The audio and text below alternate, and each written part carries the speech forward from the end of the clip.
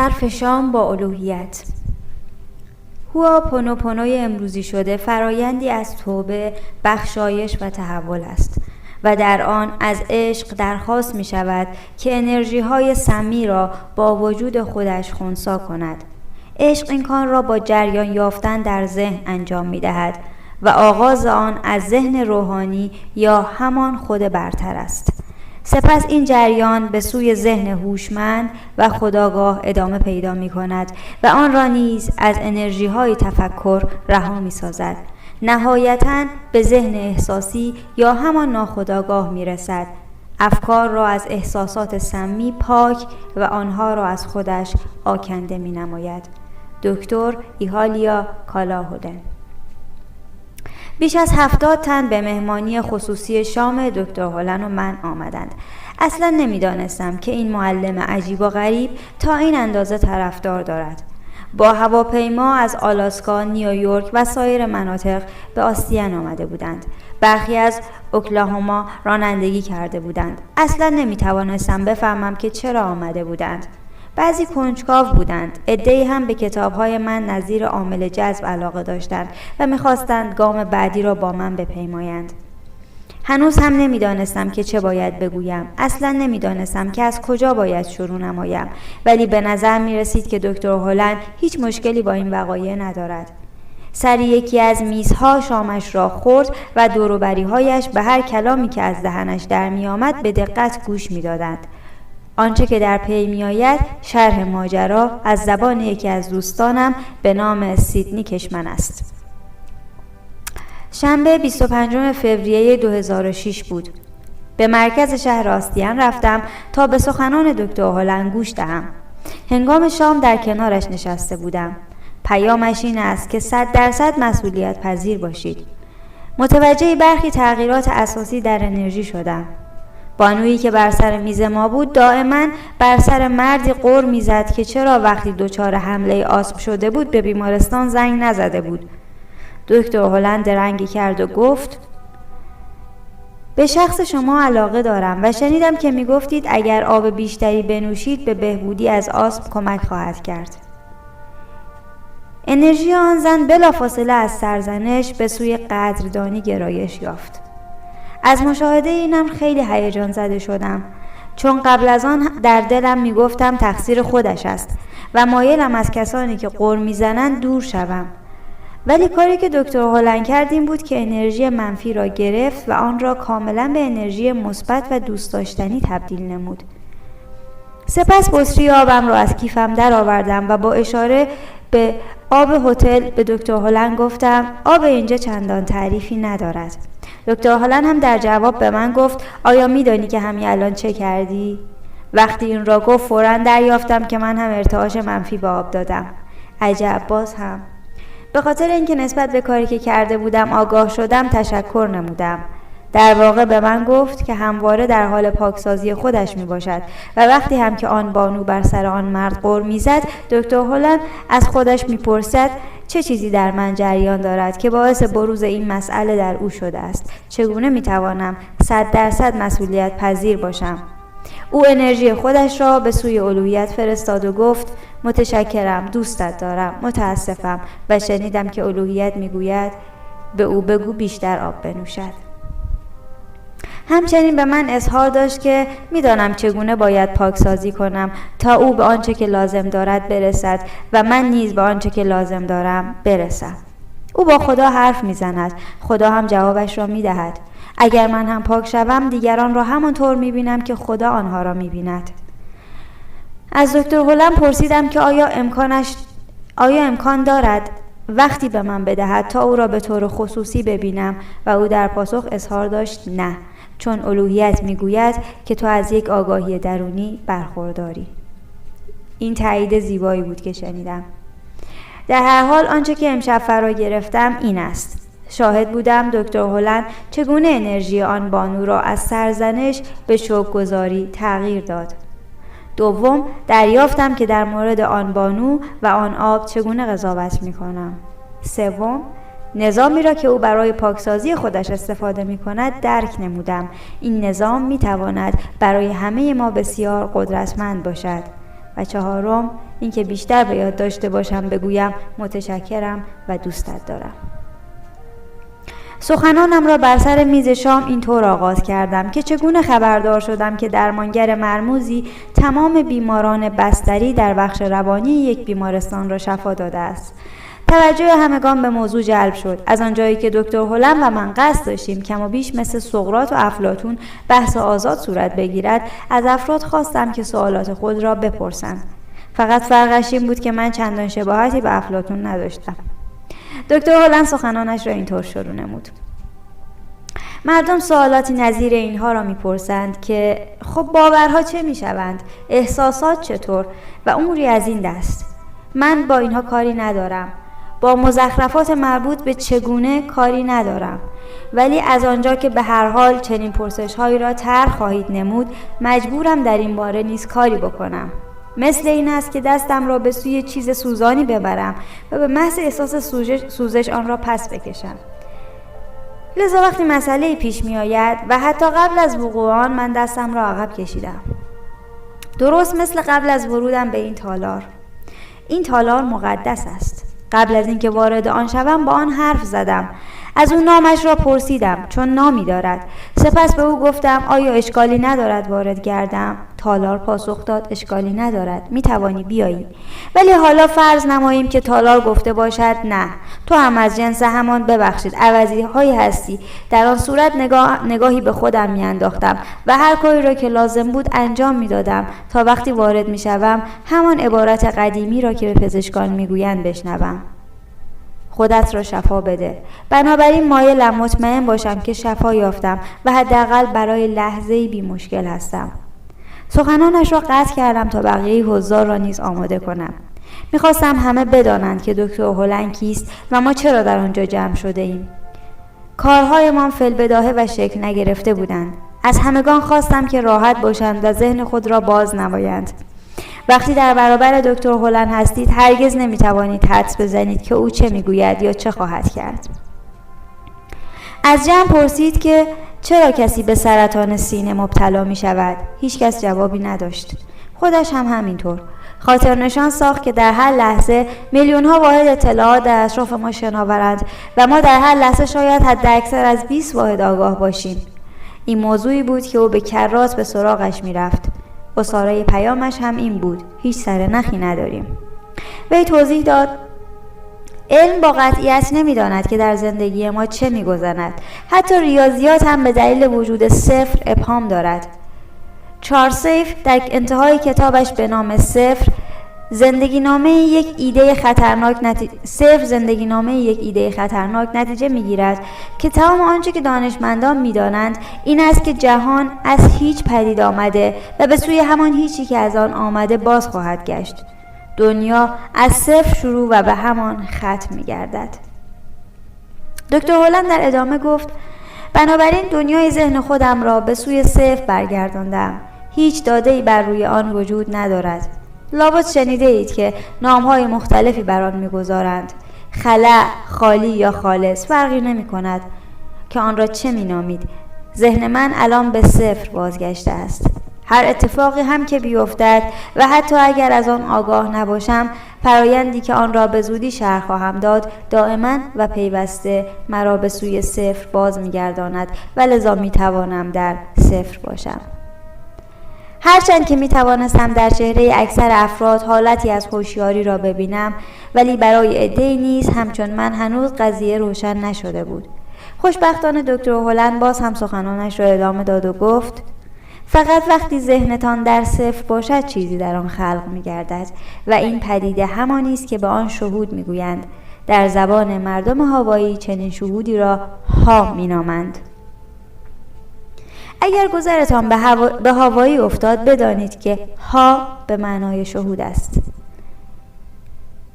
وای آب و ای الوهیت می باشد.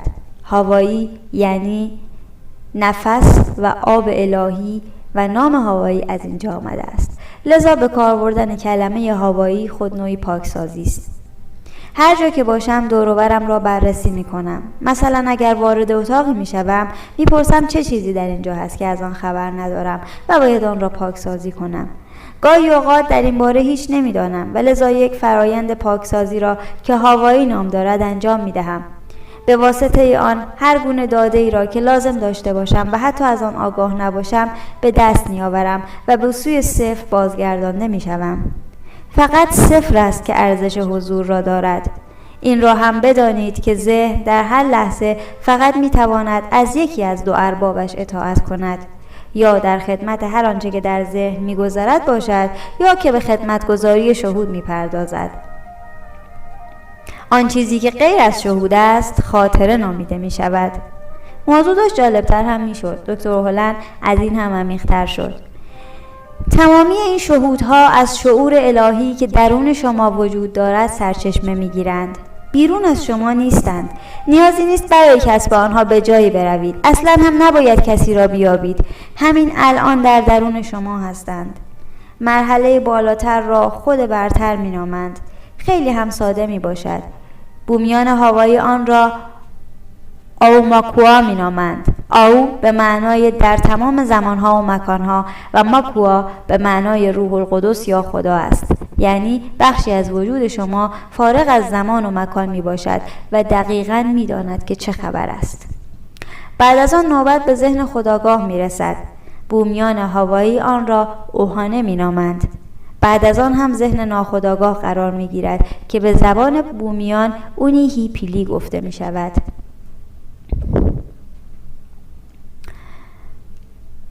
لذا یکی از مهمترین کارهایی که باید بکنید این است که بپرسید من که هستم. بنابراین آنچه که در اینجا با شما در میان میگذارم این است که هویت شما از این سه بخش تشکیل گردیده است. بدانید که این ذهن خالی می باشد. اما اگر این ذهن در صفر است پس شما که هستید؟ شما موجودی الهی هستید یا همان صفر؟ پس اصلا چرا باید بخواهید که در صفر باشید؟ اگر در صفر باشید همه چیز برایتان فراهم است. همه چیز. این بدان معنی است که در نظرگاه خدا خلق شده اید. در این باره واضح‌تر صحبت می‌کنم چون برخی از سخنان حاضران را شنیدم. می‌خواهم که شما توسط الوهیت پاکسازی گردید. شما در نظرگاه خدا خلق شده اید.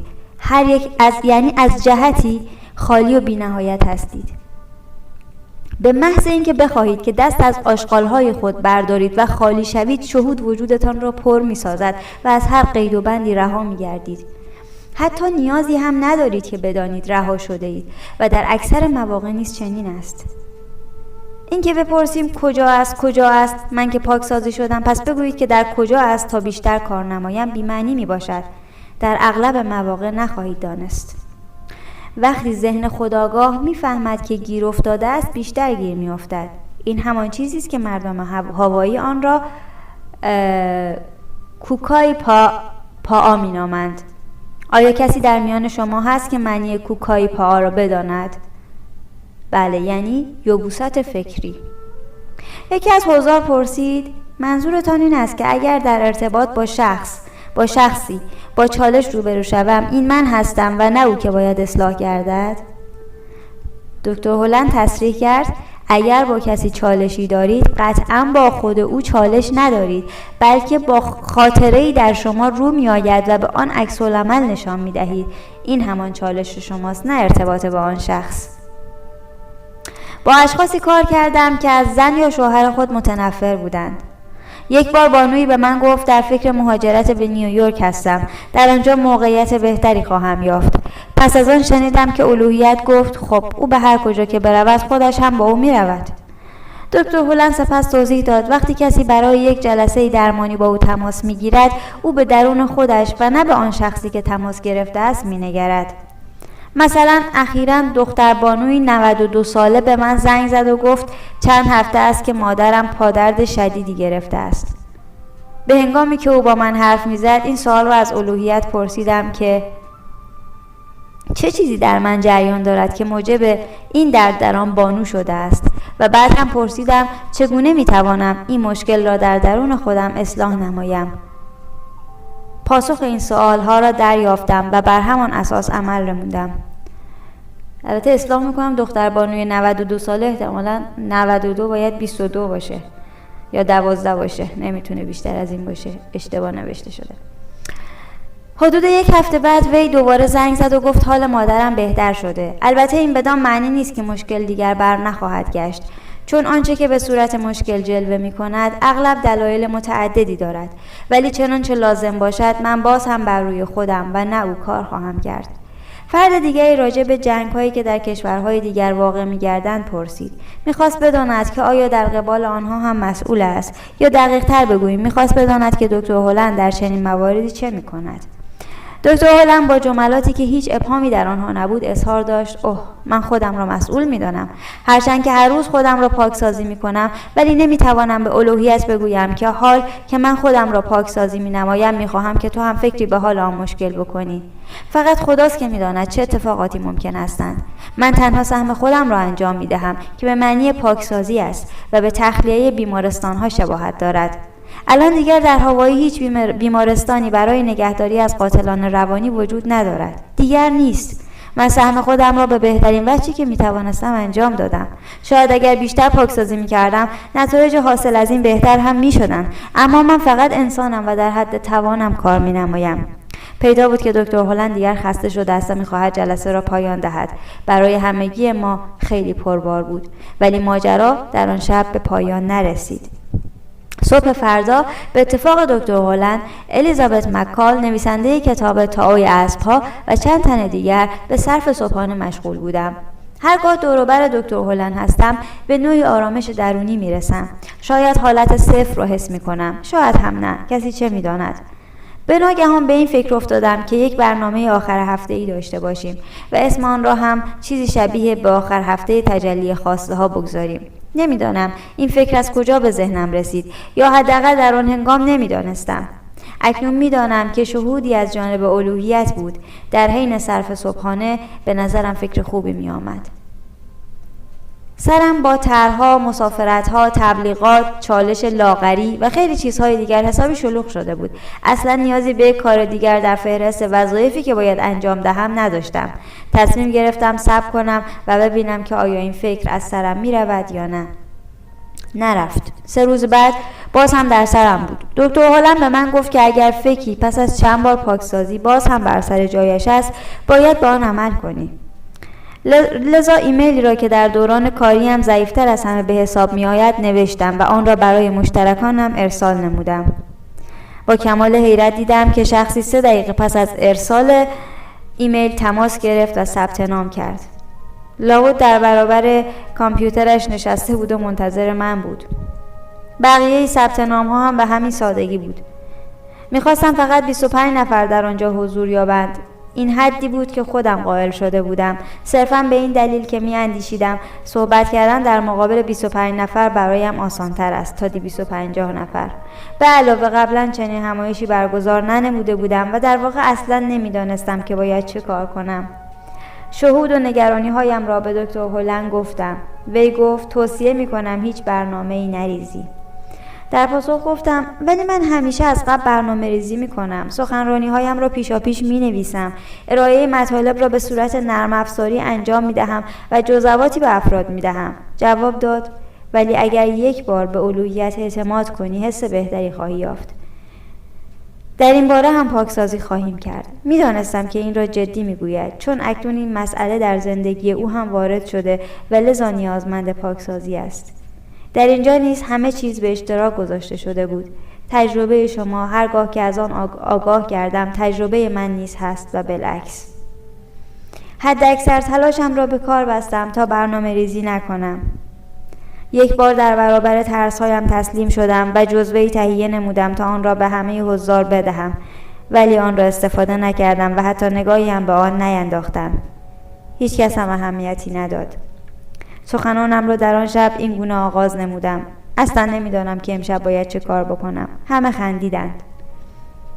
گفتم نه جدی میگویم، اصلا نمیدانم باید چه بگویم. باز هم همه خندیدند. سپس درباره دکتر هلند، هواپونوپونو و این جمله‌ای که شما واقعیت زندگی خود را میسازید بیش از آنی که شاید تاکنون فکر میکردید معنی میدهد توضیح دادم. وقتی کسی در زندگیتان حضور دارد که از او خوشتان نمی آید، این شما هستید که چنین امری را ایجاد کرده اید. اگر شما واقعیت زندگی خودتان را خلق می نمایید، پس آنها را نیز ایجاد کرده اید. شب فوق‌العاده‌ای بود. حتی امروز هم وقتی به عکسی که از حضار گرفته شده بود می نگرم، عشقی را که در میان ما بود حس می کنم. ولی این تازه شروع کار من بود و هنوز باید خیلی چیزها را می آموختم.